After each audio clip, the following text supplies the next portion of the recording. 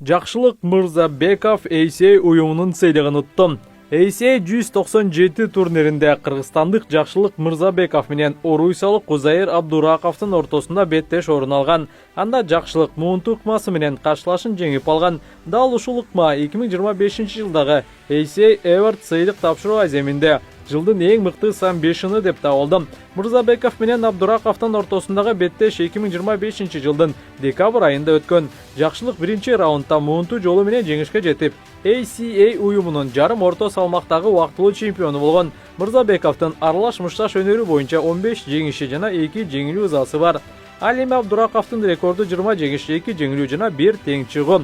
Мындан тышкары Мырзабеков жыл жаңырыгы номинациясында 3-чү орунду ээледи. Бул сыйлыкты Жамбулат Селимханов утту. Ошондой эле Жакшылык жылдын мыкты мушкери номинациясында күйөрмандар арасындагы добушта 1-чи орунда болгон. Бирок уюм жетекчилигинин чечими менен Жозел Силва 2025-жылдын мыкты мушкери болду.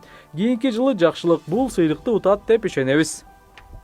Рафаэль Физиев нокаут менен утулду. 31 январдан 1 февралга караган түнү Австралиянын Сидней шаарында UFC 325 турнири болуп өттү. Мелдештин жүрүшүндө жеңил салмактагы мушкерлердин рейтингинде 9-орунда турган Рафаэль Физиев менен 14-орунда жайгашкан бразилиялык Маурисио Рофи октагонго чыгышты.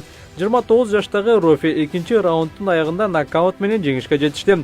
Муну менен 32 жаштагы Физиев карьерасындагы 5-чи жеңилүүсүнө туш болду. Анын карамагында 13 жеңиш дагы бар.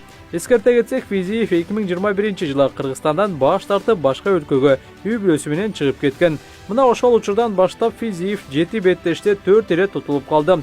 Кызыгы акыркы 5 кармашынын 4-өсүндө утулду. UFC 325 мелдешинде орун алган башка беттештерге токтолсок, турнирдин негизги кармашында жарым жеңил салмактын чемпиону Александр Волконовский рейтингде 2-чи орунда турган бразилиялык Диего Лопес менен күч сынашып, 5 раунддун жыйынтыгында калыстардын чечими менен Алекс жеңүүчү аталып чемпиондук курун коргоп калды.